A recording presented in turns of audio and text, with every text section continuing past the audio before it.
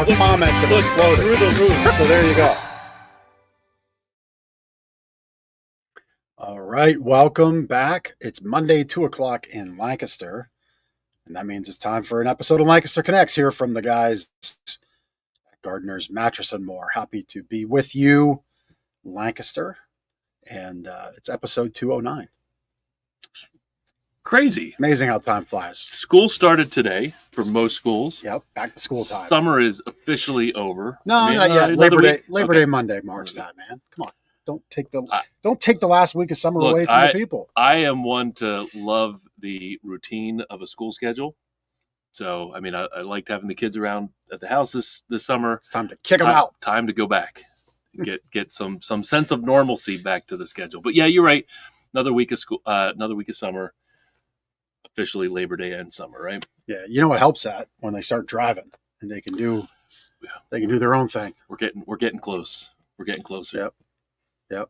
But then you got to keep the vehicles going, and then it's like the end of the world when one of them breaks down. We have some friends going through that right now, and it's like, Mom, when's my car coming back? I had that last week with Aiden with his truck. Yes, you did. I got the story. Dad, I have a date tonight. I need to use my truck.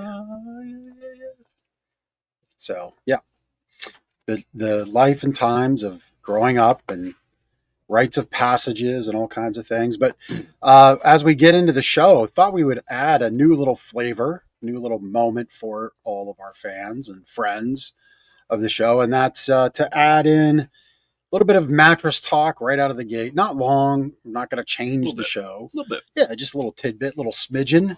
I mean, sleeping. A little mattress moose boosh, if you will.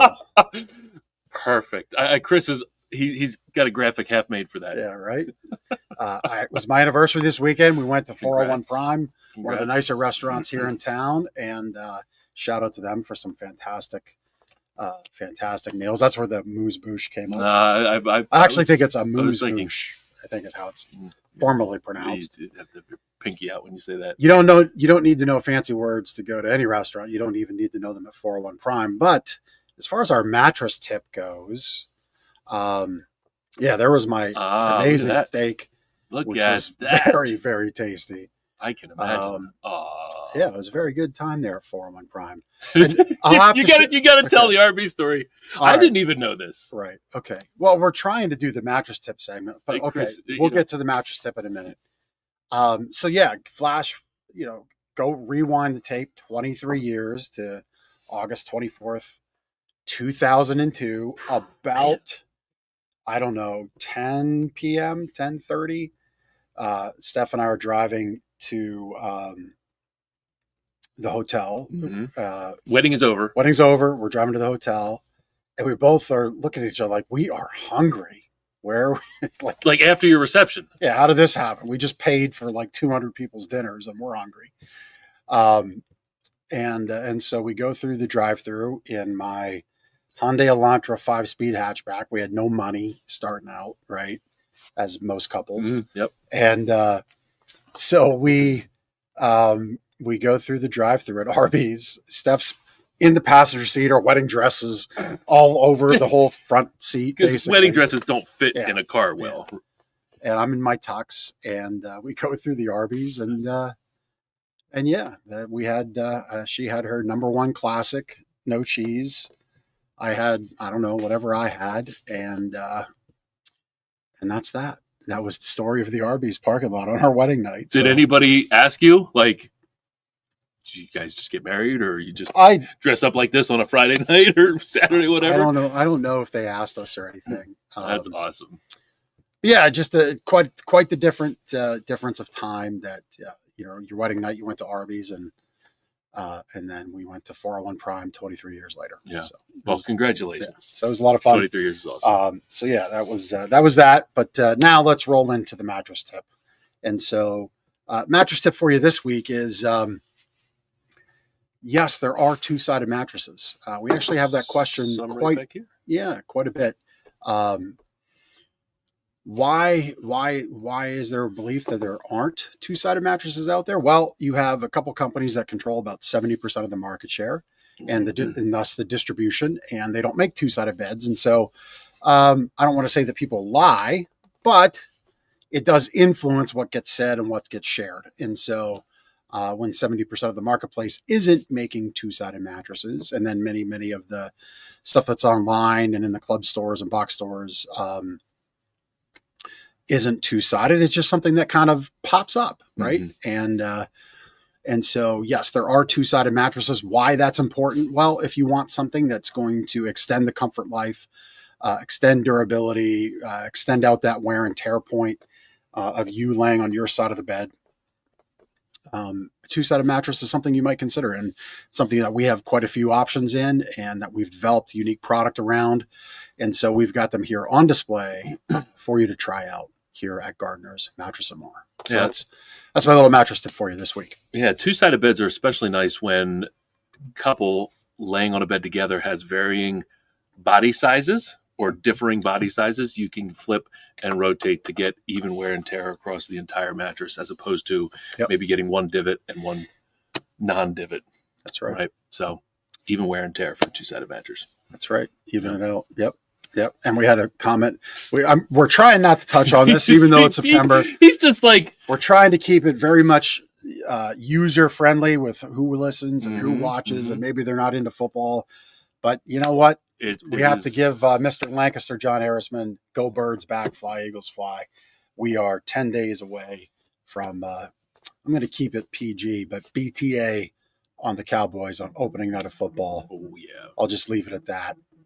We get to hang the banner, and they get to watch. Yeah. And that organization has got a little bit of troubles right now. A little bit. We'll got their head defensive stars sleeping on the sidelines, so we'll see what happens. They do. My goodness. Yeah. Well, look, Lancaster, I tried to keep it very focused. You did pretty well. Mr. Lancaster, John Harrisman distracted me. My cohort distracted me, but that was our mattress tip. The Arby's thing, that was Chris. The Arby's thing was Chris. I was dialed in. Our guests, like, what did I sign up for? Yeah, right. I think that's a great segue. It is. There you go. Take it away, Ben. On our guest today, we've got Andrew Szalay. I almost said it incorrectly. It's not spelled like that, but Andrew Szalay. No, it's not.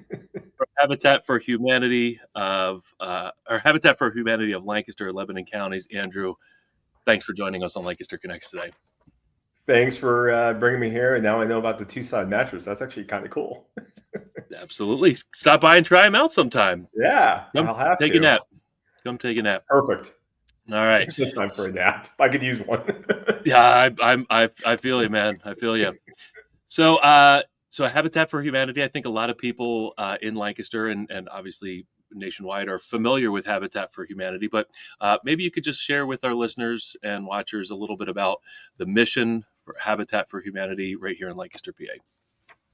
Yeah, we are focused on bringing people together so that we're able to make first-time home buyer opportunities. In fact, we're in the execution phase of a 5-year building campaign where we've raised an additional $4 million on top of our regular annual fundraising to serve 30 families and make 30 new affordable homes. We're in the building in the city of Lancaster, city of Lebanon, out in Columbia, and we'll be completing all that by the end of next year and transforming some lives through home ownership. That's amazing. How did you get involved? I got involved actually about 11 years ago, a little over 10 years ago. I've been doing housing my entire life in some format. My dad and my grandfather ran a master electrician business, started out as radio, into electrical work. My brother now runs a business back in Western New York. And I went from there and then working real estate title, settlement table, and then went down to Washington, D.C. and got involved in government politics, but it was actually always in housing. And my interest in trying to help solve all the confusion about how the housing market doesn't work for us, foreclosures and whatnot, Great Recession. Everyone kept saying to me, you got to go work for Habitat for Humanity. And I kept thinking, hey, I'm going to go work for a for-profit builder and learn low-income housing tax credit work and be a developer. and ended up coming to Lancaster area Habitat for Humanity, get out in the field, do some real work, and do a little bit of construction, a little bit of retail too for our social enterprise. But it's been amazing to be able to see lives transformed, becoming first-time home buyers, building wealth. So yeah, it's been an amazing ride. It's very, very cool. Hey, before we get too much further, Andrew, you gave us some answers.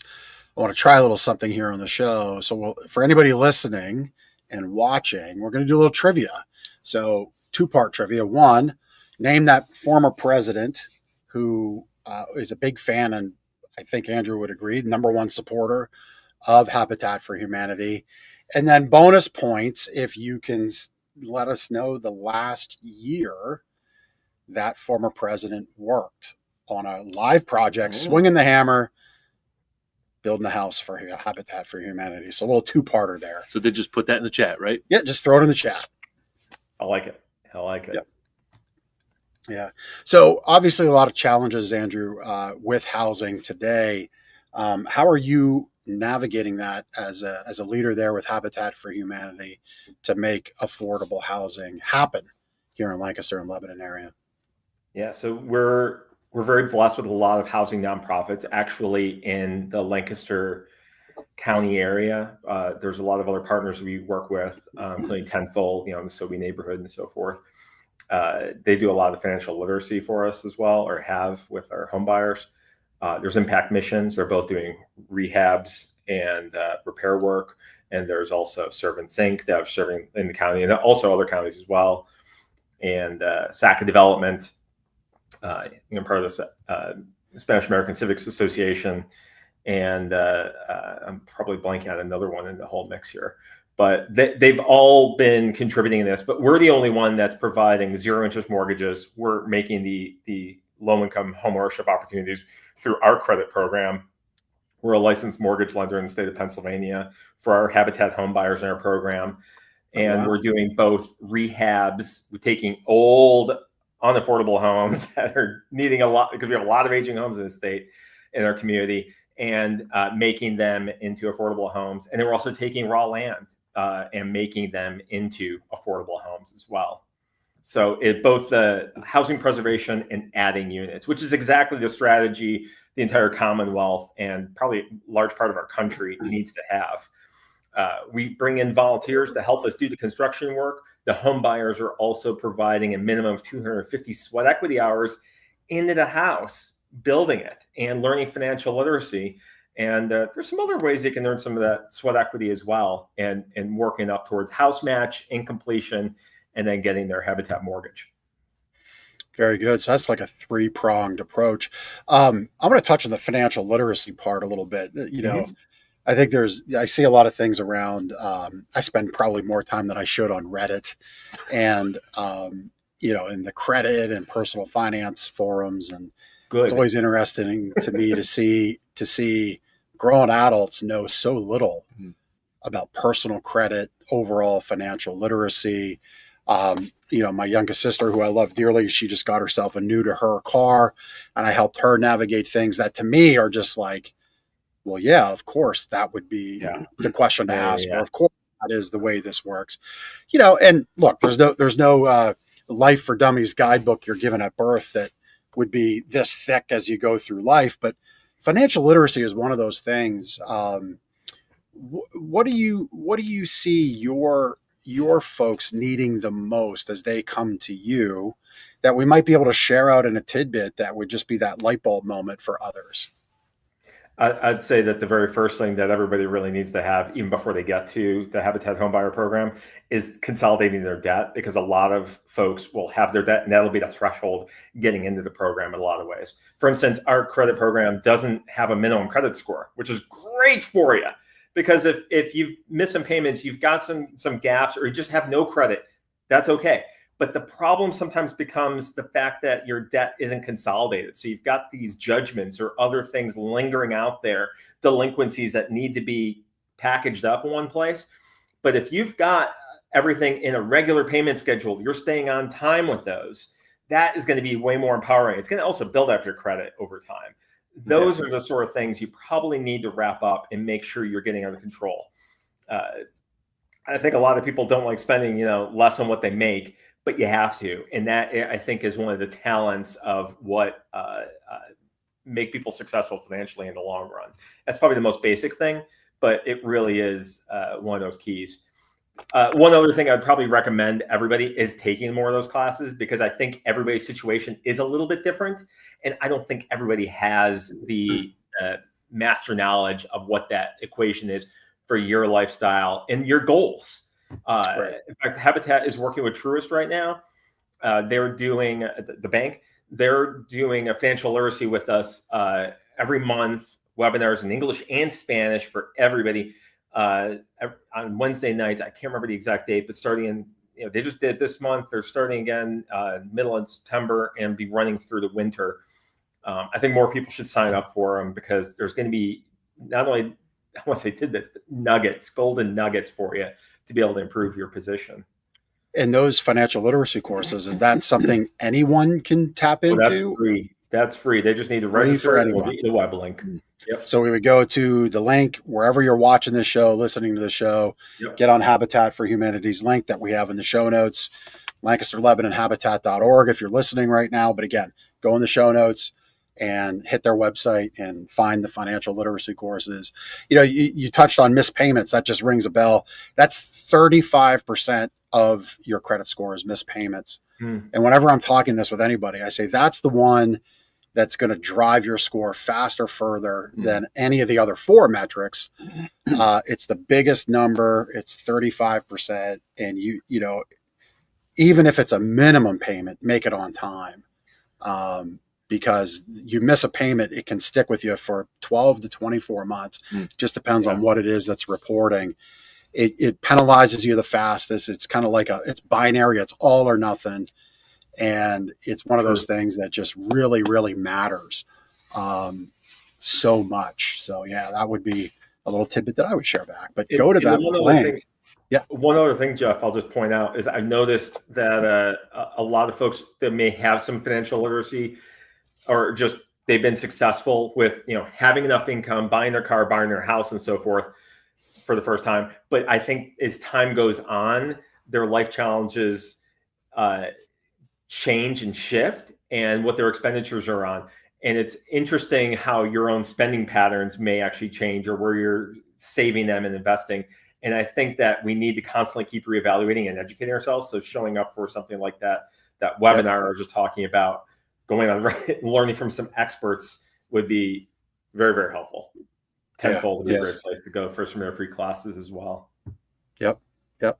Andrew, you mentioned the 250 hours of sweat equity that these future homeowners will put into the home. What does that sweat equity entail? Like what type of things might they be doing? Principally, it's helping build a house. They could be framing, they could be painting, they could be doing demolition, which is some people's favorite. My sinuses, I probably really need a mask on, but all that dust coming off the walls and so forth.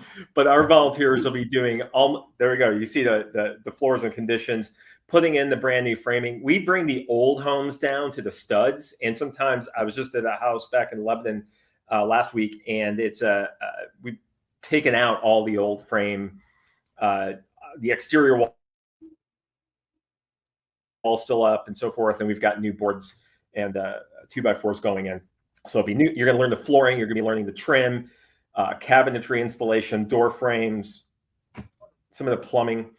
We bring in licensed plumbers, electricians, and and obviously everyone's going to be, and we're going to have folks doing the roofing, professionals doing those. So they're up high, keeping everyone safe. But it just about everything, and they can learn the skills along the way. It's not intimidating. The hardest thing is really, it's like climbing any kind of major mountain. The most important thing you do first is buy the ticket. So go to Lancaster, Lebanon, habitat.org and show up. Nice. And obviously, to make this all happen, you have an army of volunteers that join on these projects. Can you talk a little bit about the volunteers that dedicate their time to Habitat? And of course, maybe you could talk a little bit about how people would sign up to be a volunteer, and what type of volunteers you might be looking for. So this organization was all started by volunteers exclusively. That's the way when Jimmy Carter started, most of these organizations were all volunteer and maybe one or two employees, usually a head of construction to help coordinate everyone coming on out, and then some doing some of the administrative things and doing some of the fundraising. But these days we've gotten to the point where we're a little bit more like an association, so there's a little more corporate nature to it. But the volunteers are the bosses. Our donors are the bosses. We're here to help facilitate all that impact for them.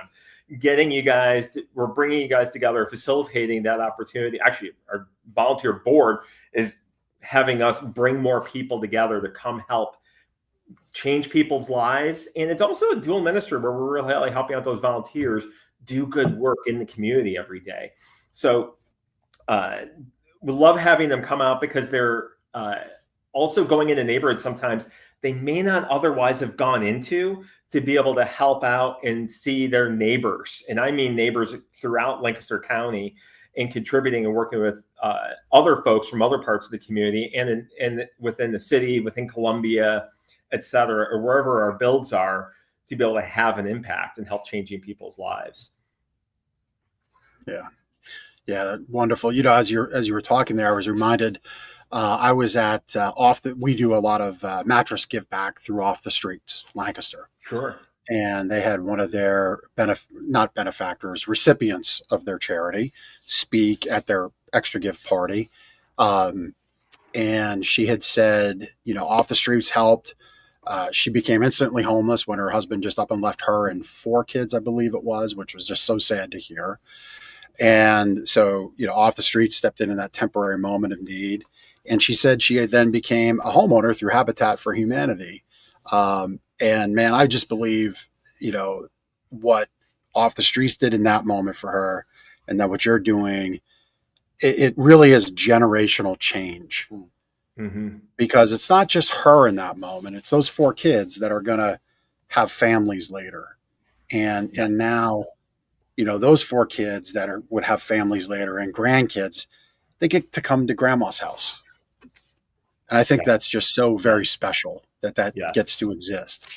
Yes. Do you have any other, share some stories like that of the change and impact you're really making? I was just going to say, first, a quick comment. I've always noticed that as much as you go to the grandparents, it's always grandma's house. Granddad just has the mortgage, and it's absolutely the truth. But so when I came to Habitat for Humanity International, I was their director of state and local relations for a couple of years before coming up to Pennsylvania. And they set up an onboarding program where I was traveling in different regions. I'd fly into, for instance, like Southern California, visit 4 different Habitat affiliates, or 5, or I can't remember what the pattern was, and then fly out of a different airport back home to DC area at the time. And I'd do that in the Midwest and et cetera. And with a teammate of mine who was also just as new.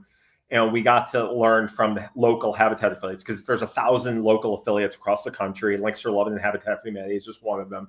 And I was able to sit down with these Habitat executive directors, and sometimes even their home buyers. They bring in somebody to help chat and kind of guide us a little bit, give me some insight. And I even got to attend a couple of their conferences and meet with some of the families and hear from their stories during, the gala fundraiser or something like that, or the event at a state capitol. And I met several families, Habitat homebuyer families, and some of them ended up growing up, and their children would end up being on the board of that Habitat affiliate. And the stories they would tell, they didn't know the impact or the reasoning behind their parents' impact and why their life became stable, or they weren't moving from house to house over time. But they realized now over time the value of homeownership to them, and more in retrospect. And basically, I've never met anybody, especially here in Lancaster and Lebanon, but across the country, that has grown up in a Habitat for Humanity house has ever had a regret about that. They know they've been better off and empowered. That generational impact is real. It builds up the wall. The one thing about home ownership in this country is, for instance, Habitat for Humanity International, we operate in 70 countries worldwide. We focus on different things. For instance, in Eastern Europe, we're not focused on providing housing that is homeownership based. For like the families that were fleeing from Ukraine, they went to Habitat Poland, or they went to Poland, they went to Romania, and Habitat for Humanity has presence in both of those. And they were able to provide some support, but they weren't doing homeownership opportunities. They were just providing shelter, which was ended up being a rental sort of situation. That's what they were known and familiar with and good at. It's very important. Here in the United States, we have a homeownership focus and emphasis. And so that has been the Habitat for Humanity emphasis here in this country, building wealth, because we know that, again, like we were talking about the financial literacy and empowerment, if you're not actually having assets, controlling your debt, managing your own finances, you're going to be losing out on the American game in a lot of ways. So providing that homeownership opportunity is getting more involved in that economy and bettering the next generation, because that wealth building is essential for some of that success. Yeah. Just because my mind asked the question. So somebody gets into a home. This might be a little left turn in our conversation. Someone gets in the home, and they have a mortgage through you. Yep. And they build equity in that home. Are they then able to get a home equity line of credit on that home? It's their home. They can use it for wealth building and needs as time goes on. Exactly. Yeah.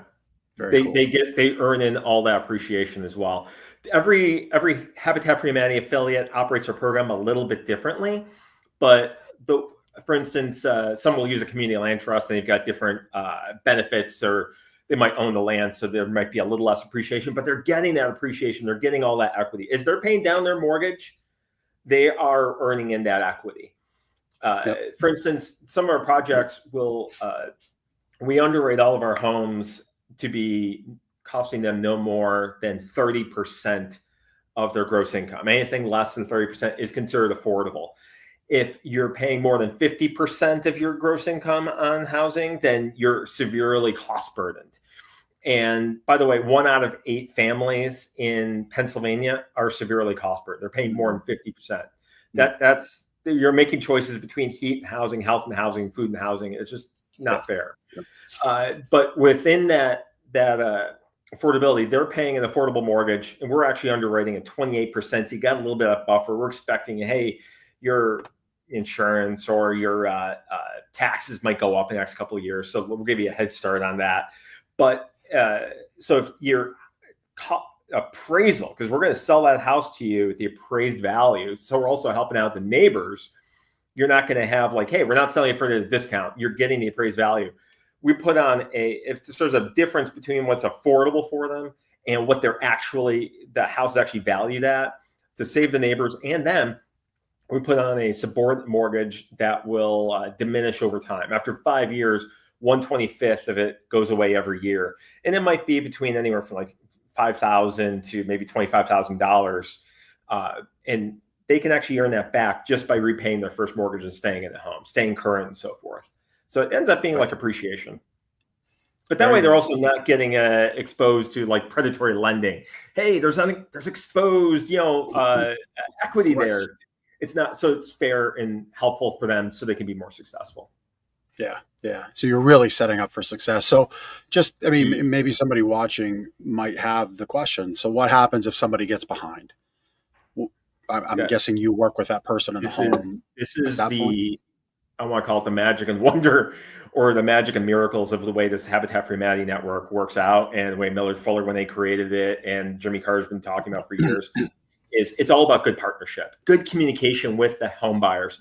Once they get their mortgage, they are not set adrift, and we're just waiting for payments to come in on a monthly basis to help fund the next project.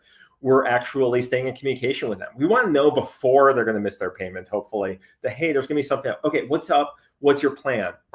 We can come up with workout plans when they're able to get out. We can actually, and this is where our donors and our social enterprise and those mortgage payments really help us out, because we can advance the taxes and insurance in the meantime until they get current. So they won't fall behind there. Not to mention, getting right on your taxes and insurance is a lot harder than catching up on the mortgage principal sometimes. So they'll owe us that later. They'll have to repay that back because nothing's really for free in this world. And that's one of the empowering things about this. Even with Habitat Homework, it's not free.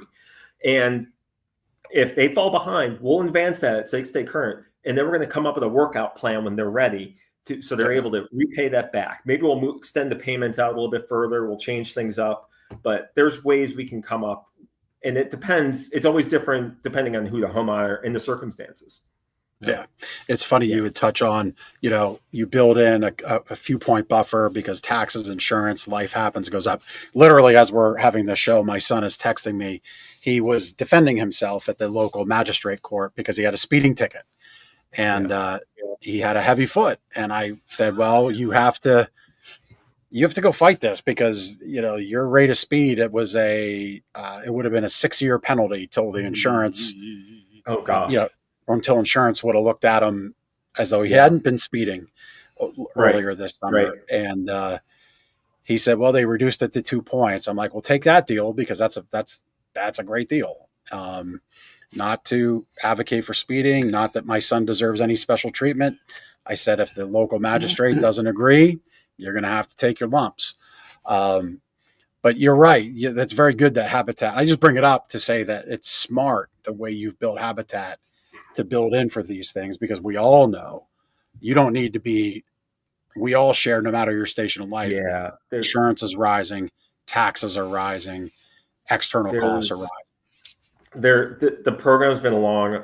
For instance, there's a lot of crises that happen in the world, and I think social media and a lot of influencers will talk about the new thing or a better idea or the hack that's going to solve it.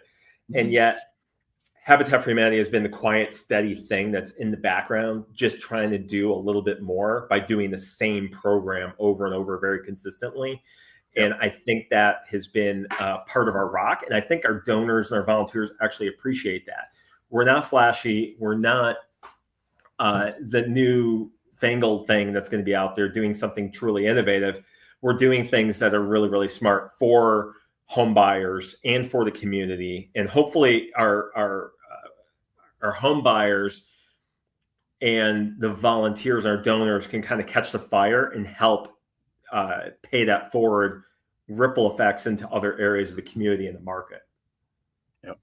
Well, and I love how right. And I love that you touched on when you sell the home, it gets sold for appraised value, which some might say, well, that's not a very charitable thing because housing's really high. Well, wherever housing is, selling for appraised value matters to everyone else around that door.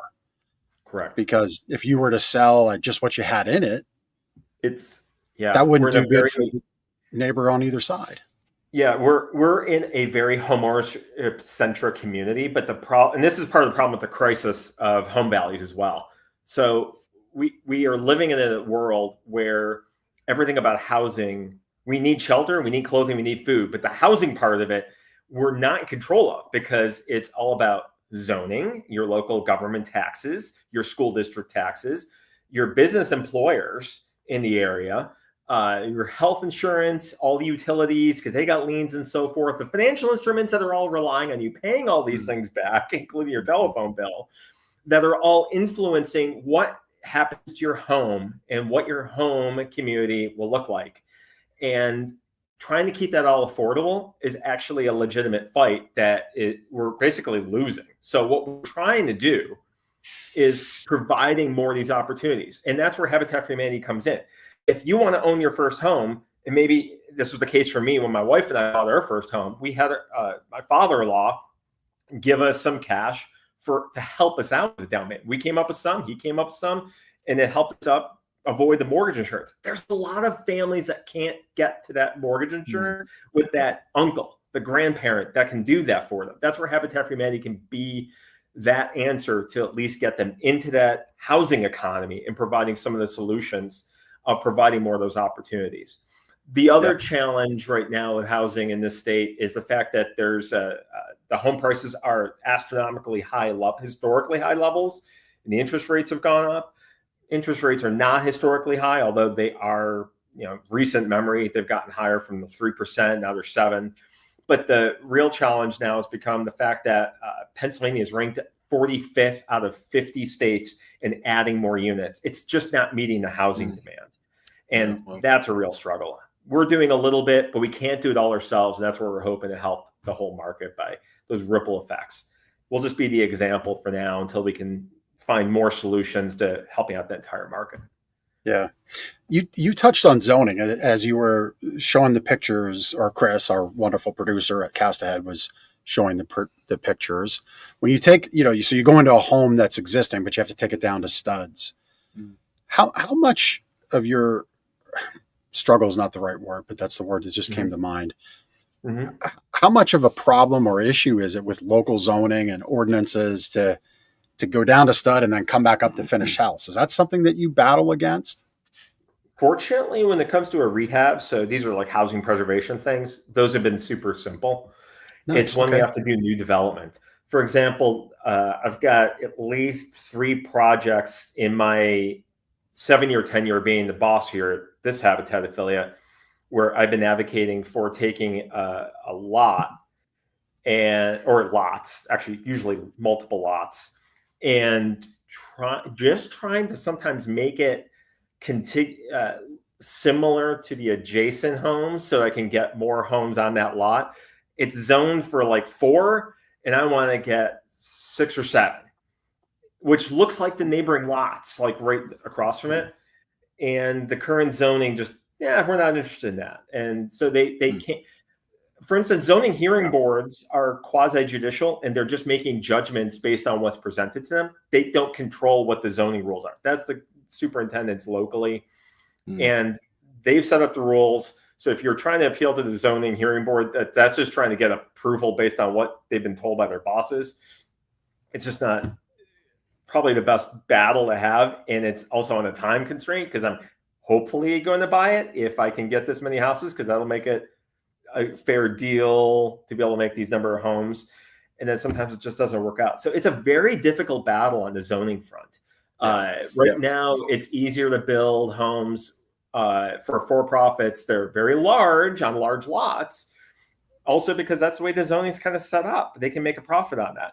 It's not like it was in the 50s and 60s, post-World War II housing, where you got large tracts and the business and industry was able to make a lot of those subdivisions up very effectively. You had a lot of businesses and craftsmen that were specializing in these, and you put them all together at that scale, very affordable homes. We're not doing that these days. Yeah, the zoning thing's interesting. We're here. Gardner's is right across from Park City Mall. 14 years that we've been here. The parking lot across the street has been vacant, barren. The exit of Sears Automotive. I just look at that, and there's so many answers there that could be, but I think we just, it just runs up against the zoning and the ordinances and things like that. And if somebody could figure out, and maybe Lancaster Connects can be that light bulb moment for people smarter than the 2 mattress guys, but probably as smart as Andrew. If somebody could figure out that bridge to get over the zoning, get over the ordinances, satisfy the local hearing boards, and convert these properties that are languishing in every mall and, dead areas of retail, dead areas of warehouse and commercial type development. Not that I'm advocating for just dropping things here, there, and everywhere. Yeah. Okay. We can be smart about it, but I think everybody, no matter where you're at in life, can agree we need more homes, because when we have that, everybody gets to participate in the American dream, And I referenced my son. The reason he went in front of the magistrate is he's 21, living at home. He has an idea to get out on his own. But I said, look, man, if you're paying high car insurance rates for the next 6 years, that's going to be that much harder. Yeah. It could be the difference between you leaving in the next 2 years or not. I don't know. All depends on how much they throw the book at you. And we got to figure this out. And what's really interesting right now is, so I visited Harrisburg a couple of times, go down to Washington, D.C. once a year with other Habitat affiliates and housing advocates. And they're all saying that they're hearing a lot about the housing crisis, much more. Why is that? And it's really because the fact that the housing crisis, which has been here like our entire lives for low-income families, and that's why Habitat for Humanity exists, has crept into the fact that it's affecting the middle class. And those first-time home buyers, yourself and others that want to be able to get part of that housing economy and participate in it and building up their wealth through that equity are being restrained from it. There's just not the opportunities there. And there's a lot of households that are able to go and do the cash deals, that are able to pay above the asking price on what little is available so that their home prices go up. It's great if you're already in the game, but we want to be able to create more of those opportunities. And probably the starting point is, let's do a little bit of changes on zoning and making a little bit smarter choices about what's available for those first-time homes. Yeah. Great stuff, Andrew. I'm gonna shift gears for just a moment. A lot of people know Habitat through the Habitat Restore. Can you tell us, for people that aren't aware, what the Habitat Restore is, why it exists, and where you are, where it is? Yeah. So, go ahead. So our Lancaster area Habitat Restore. Now there's a lot of, I think there's like 900. No, gosh, maybe not that many. There's about maybe 700 of the 1,000 affiliates that have restored. Not all of them do. We're actually one of the first ones. We're the fourth in the country that started around 99, 2000-ish. So That's we're cool. an early trendsetter. It's actually the superpower engine for our Habitat for Humanity affiliates, because land development is very expensive before you ever start doing it. So you need before we can start fundraising and getting grants and so forth, we still need to acquire land, have the cash to be able to do that planning and have some of those resources. So very, very strong, powerful influence for us to be able to have changing people's lives through homeownership. It's our social enterprise. We sell donated products. 85% of our store, actually probably well over that, 85% more is all donated. We do a little bit of purchase product. In fact, we do a handful of mattresses. As a matter of fact, we do a lot of flooring. We do paint, recycled paint, but we have a lot of donated house furniture, power tools, other building materials. Your kids cracked the toilet, come check out here before you go to Home Depot or Lowe's. We might actually have one you can take off the shelf for a bargain and put it in there. I've actually done that. It's a great store, and it's also a great volunteer opportunity. So it doesn't have to be all in the construction site. In fact, I almost want to build up like a personality profile. Like, do you want to work in the building site? Is your favorite place? And I think everyone should. But hey, you might want to be a regular working in our high-paced retail environment here at the Restore. So a little different kind of experience here. That's cool. And I know Chris just had the address on the screen, but some people might not be watching. The web address and the physical address. Yeah, so you can find it at lancasterlebanonhabitat.org, but online. And we're at 1061 Manheim Pike here in Lancaster. It's actually at the edge of Lancaster City and Manheim Township, out near the train station. And just to get an idea of scale, how big is the building? Like, how much space do you have in there?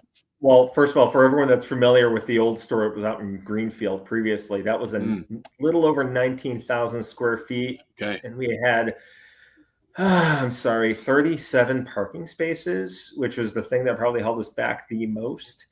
Wow. Okay. Great store, really was a powerhouse for us, but we really had to graduate at some point and expand. So we expanded in every direction. We expanded the number of parking spaces to 147, and then we went from 19,000 to 100 or 33,000, and that doesn't include the upstairs where I'm actually working right now in our program office here in the mezzanine. And it's also a proper warehouse where I want to say proper modern warehouse, I should say, where the like high 30-foot ceiling. So we had to get very high pallet racking. Actually, it's one of those things that's neat because we have a lot more storage in there to be able to put donated product and so forth there. We weren't really sure when we moved in with this bigger building and the higher ceilings. We were going to be able to really fill the higher ceilings because we couldn't afford initially the higher pallet racking. The shelves, you go to like a Home Depot or Lowe's that go over the ceiling, because we had low ones in the old store. We got an estate gift that you don't budget for those. Very, very blessed, unbudgeted. The gift came in at just the right time. We were able to put a third of it towards our building campaign, directly into the homes, and then we were able to put the other portion to cover that, and the lift that would reach all the way up to the top. So it allowed us to actually do those move-in costs, stay a little bit ahead, and be able to benefit from the impact of that. So that was one of those miracle and wonders, just being in this organization. There's the high pallet racking. That's great. I'm ashamed to admit it, but I hadn't thought of the Restore in the way that you offer those kinds of goods, flooring, a toilet. Like, as you're saying that, like, man, there was a time here at Gardeners. Now, I don't know that you would have ADA toilets because we need that for our bathrooms, but there was a time that we had to replace all 3 toilets in the span of like a month here. And it was like $2,600. Like, it all I'm depends. kicking myself. Yeah, it all depends. You can actually, I've started coming in, or I do it try to do it off my hours and stuff, but going to, as a customer so that the team isn't bothered by me too. So, but looking there before I go to Lowe's or Home Depot, because this, obviously the inventory of what's in there changes periodically.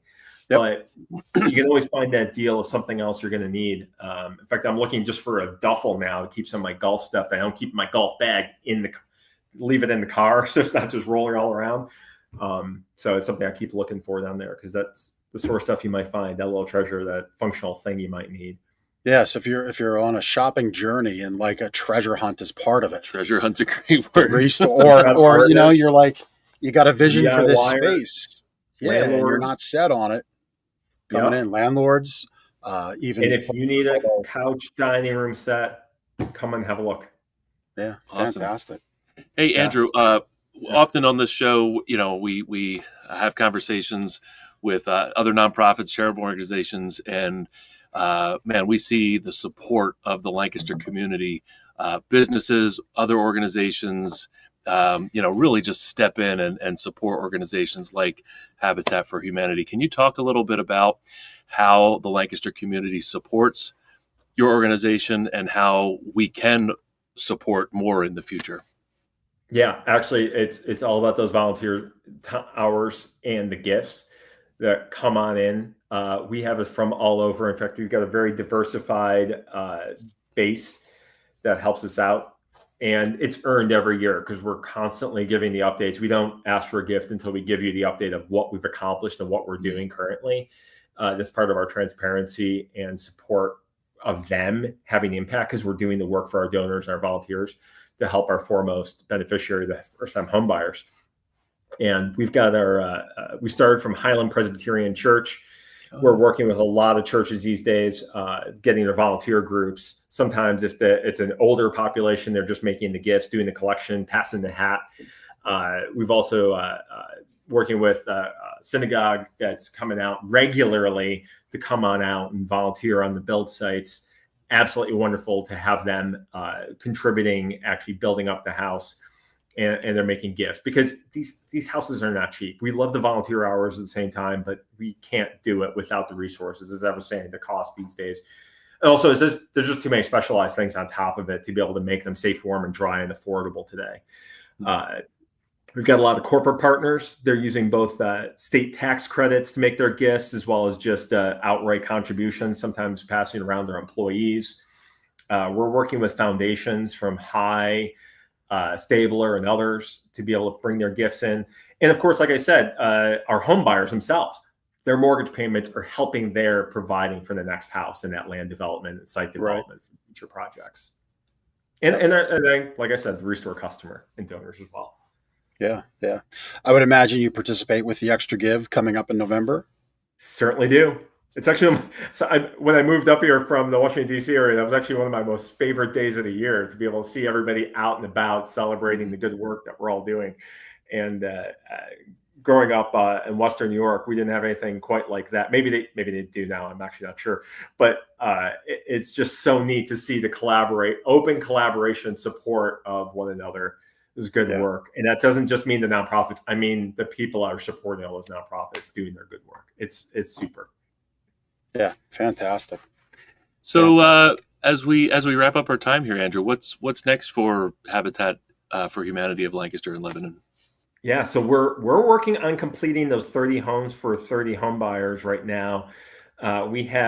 We just broke ground out in Columbia on 5 row homes across from the Turkey Hill experience. We have been removing way more stone and rock than I wanted to out there. And I think my team did a calculation on the weight, and it was like something like 6 blue whales worth of being trucked out of there. Happy blue whales, by the way. But so that was a little surprising. We're going to be doing Women Build up in Lebanon first in the middle of September. All women crews helping to rehab a couple of homes up there. And then we'll be doing Women Build here in Lancaster on those build sites across from Turkey Hill in first week in November. We'll be doing 8-unit condominium complex. Our very first condominium complex is part of the UPMC medical campus redevelopment. There's a satellite parking lot that they wanted to do home ownership, and they turned to Habitat for Humanity. And after that, we're hoping to be able to look at what our next 5-year building plan is on how we're going to be serving the city of Lancaster, county of Lancaster, and also, of course, north or Lebanon, north of here. So, yeah, it's amazing work. Yeah, love it. Well, Lancaster, you heard it. It is volunteer hours, but it's also the donations. It is the treasure. We often talk about talents. Habitat for Humanity, vast network, very well run. Maybe they need graphic designers. Probably not. You've got a lot of great, competent people on staff there. Time, that's the donation hours. You can go to the website and sign up and grab the skills that they have and slots that they have available. It comes down to treasure, as Andrew said. You just relate it. Like you get into a project and you remove, what a great way, 6 blue whales worth of stone that you didn't anticipate. It's one of those things of being a developer that comes up and it's like, well, we got to push forward, and the money comes from the next thing, and the next thing can be your donation. So we'd love if you could make a donation. Again, you can go right to their website and do that on the site. And donation of the household goods too. Yeah, you can do that. Yep, you can do that too. That will help. So before you put it out for free at your curb, if you just want it out of your way, make a trip across town. Please don't take their garbage. I saw something so sad in my feed this morning. Somebody at a library, not local, somewhere else, dropped off like what appeared to be like 2 pickup truckloads of books overnight at the library, and they got all rained on. So now the library has to just like get rid of trash. That's not helpful. Please don't do that at the restore. Yeah, please don't do that at the restore. Take good, usable stuff that other people would want. But yeah, rather than just putting it for free at your curb, take it over and donate it. Yeah, and please drop it off between the hours so we can get inside and take care of it properly. So it's 10 to 6 Tuesday through Friday and 10 to 4 on Saturday. Those are the hours for donations. So yeah. And that's when the store's open too. Come shop. Great. Yeah. Andrew, anything else you'd like to share about Habitat for Humanity as we wrap it up? I think Habitat for Humanity is one of the most powerful organizations to be able to get people involved in really challenging housing barriers, because having the solution of just people getting involved and learning a little bit more and connecting more with people in real life is going to be the solution, no matter what the problem and challenge is. Yeah, that's amazing. Well, you're doing amazing work. We feel your heart coming through the screen and the speakers here today. So that's you guys are just doing amazing stuff here in Lancaster and Lebanon counties. Thank you. Do you have a few more minutes for us? We'd like to get to know you a little bit better. Ben's favorite part of the show. We got the connection cocktail. He named it. It's your ghost. Baby. No drinks though. I got my coffee here. I haven't finished it. Yeah, I got a coffee here too. I'll kick it off. So we want to know maybe a favorite book, podcast, TV show, some sort of media you're enjoying right now. I mostly like reading, but I have just not had time for it. I read mountaineering literature. It's my hobby. I got a blog about it. I love the all the terrible stories. I don't mean disaster stories. I mean the stories of people of how they got into climbing and the struggles they have, and you get those long years in between the climb when they're stuck in camp and dealing with issues that their axe or somebody, some loss and something. Those are they're just so human. It's so cool. Yeah, that's cool. I read one of those recently, or not recently, but about Everest. It was I forget what the book was called. I think it was a popular book, but you probably have it on the bookshelf back there. I might, but that's not the one I was reaching for. I was actually going to say the one that's made me the happiest, though, is actually this one by Sonny Trotter, Okay. Uplifted. Yeah. This one just came out from Patagonia Books. It's just a delight. It was actually not heavy like some of the other ones, but it's really good. Is this your Chris is that's it. He's on it. That's your very cool. Very cool. So are you a climber yourself then? A little bit. I'm an out of shape climber. I'm right there with you. I'm playing more golf. Cool. I get to the gym now. I've got a gift card to go over to Spooky Duck from Christmas. I still haven't got over there. I've canceled it 6 times. Yeah. Yep. It's tough sometimes to find the time. That's a struggle. And I definitely haven't traveled anywhere to go climbing lately. Well, maybe this dovetails into question number 2. That dream vacation spot, is it climbing oriented or elsewhere? Heck no. Is it really a vacation or an adventure? It could be whatever you want. You could pick. Okay, I'm just going to go for the vacation because I just want to go to New England. Give me, mountains of Vermont or get me on the coast of Maine. So very cool. What's that name? There's the mountain, this Man in the Mountain up in New England. It's in New Hampshire, but yeah, it crumbled. Oh no, really? Yeah, the face is not there anymore. Yeah, like 5 years ago. Yeah. Way to go, Jeff. Bringing it down. Just bring down the vibe. Sorry. Okay. Well, New England rock climbing and mountain climbing, mountains that haven't crumbled. Very good. Yeah. Cool. All right. Cool. All right. Last question, Andrew. Your favorite local spot in Lancaster? Restaurant, coffee shop?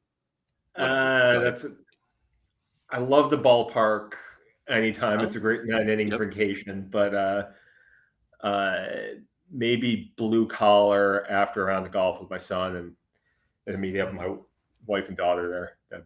That's a good time. Very cool. Very cool. Very good. Well, thanks for playing along with our Connection Cocktail. Thanks for being on Lancaster Connects and sharing. We got to answer that trivia question real quick. Oh, that's right. Oh, yeah. That's right. Yes. Just to close the loop. We kind of alluded to it. Yep. It was President Jimmy Carter.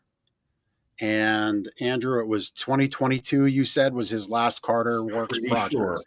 Yeah, pretty sure. Well, that's what we'll go with. If we're off by a year of 2023, that's okay. So, yeah, no excuses. If President Jimmy Carter could be out there, hard hat, swinging a hammer through age 90-something, I think it was. Yes. Yeah, you can get out there and volunteer and or donate and or take things to the Restore and or shop at the Restore. You can find a way to help Habitat for Humanity, and we hope you would. And hopefully this show can inspire that. So, Andrew, thanks for joining us. Thanks for having me, guys. Really. Yeah. Have a great rest of the afternoon, Andrew. You're welcome. Be well all. Bye. Yep. See you. Oh, man. Great show. Great. I mean, this is why we do the show. Great people helping people in our county right here in our backyard. I've known about the Restore. I've never been there, and I will be intentional about making a trip there. I got to see what's in there. Yep. And by the way, there's probably something you need in there, multiple things you might need in there for your home or otherwise, and you're helping out a great local nonprofit. That's right. That's right. Yep. 100%. Yeah. My sleep better tip is reduce your stress before going to sleep. Oh, you got a technique? I guess there's any number of ways you can reduce stress. Go to your happy place. I watched Happy Gilmore 2 this past weekend. Yeah. It's good. It's good. Good time. It's good. I'm glad I could watch it at home and not have to go to the theater and get a $9 bucket of popcorn and a $12 soda. Right. I laughed. I didn't have huge expectations. Yeah. But so maybe it's watching a funny movie. Yep. Maybe it's journaling. Maybe it's just not jumping on social media and getting into an argument or discussion you don't need to. That's a big one. That's a big one. Yeah. So reduce your stress. I mean, really help your mind out, right? Your body and your mind work a lot at night to recharge. We talk about this often in this segment. You get into that stress-free zone. Develop a routine, commit to that routine. Maybe it's a hot bath. Maybe if you have like one of those little massage guns, you rub it on your shoulder. Maybe it is just sitting back in your recliner and taking some deep breaths. but get into that stress-free zone. Allow your mind and your body to transition into sleep. It's funny. We get up and everybody has their morning routine. Maybe it is stretching. Maybe it is exercise. Maybe it is coffee. Maybe it's coffee again and coffee a third time. You have that morning routine to get into your day. And then as a society, it's like we just wrap up the day and expect to go to sleep and immediately benefit. And that's just not the way our bodies work. In fact, I would contend we got to do the opposite. If you're going to have no routine in your day, have it in the morning and then put that routine at night, because your brain and your body really do a lot of recharge, restorative and regenerative things at night. Help your body do that with that. Go to sleep, stress-free zone, stress-free routine at the end of the day. We'll send you great tips like that and more with our Sleep Better book. We'll mail you a copy. Go to gardenersmattressandmore.com/sleep-better, and we'll get you that book in the mail, sent right to your mailbox. So you're saying our gift to you. You're saying our bodies don't have a power button like our TV remote does? No, they just can't shut off. Yeah, not that easy. Not that simple. All right. Testimonial time for Gardener's Mattress and More. Lancaster Connects is brought to you by Gardener's Mattress and More. This testimonial came in over the weekend. Had a customer made their first mattress purchase from Gardeners on 8/23. That's a couple days ago. From the first step in the door, the staff was very helpful. Never once did they act pushy. Allowed us to lay on mattresses that we were considering for as long as we wanted. Even went back the next day to lay on them again. Multiple visits, multiple hours invested in shopping. That's fantastic. That's normal here at Gardeners. We did compare their product and prices with another company, unnamed company, and they were very much cheaper. We were very much cheaper. We would definitely use Gardeners for future purchases, but in the meantime, we strongly recommend them to our family and friends, Bob and Shirley. And I like that Bob and Shirley shared their photo. That's great. Just thank you so much, Bob and Shirley. You don't know how much that helps us because, I'm sure our watchers, listeners know that reviews for businesses are good. So anytime you can give a review to a business, please do. Especially ours, if you do business with us. Obviously, a business needs to earn a good review. If you can't give a good review, maybe contact that business as to why first. But I digress. So reviews are great. But actually what's happening is if you can post a photo or a video with your review, that helps a lot right now because algorithmically things are updating and changing. And photos with reviews, videos with reviews are great. So if you have somebody working on your home, take a before and after picture. If you have a restaurant you go to, like I did at 401 Prime, take a picture of your meal. Those things really matter to local businesses, and it would just help Lancaster go around a little more if we had great reviews with pictures and videos. So Bob and Shirley, you might not have known at the time, but boy, thank you so much. You really, really helped us out. Yeah, thank awesome. you. Yeah. I think that's a wrap. That's the wrap. We're a few minutes over. But that's okay. We make the rules here. If you didn't know already, right? We do. So, all right. Well, we'll see you next week. It's Labor Day. You still have a week of summer, despite what this guy wants to end for you. Enjoy that last week of summer. We'll see you next Monday on Lancaster Connects. Take care.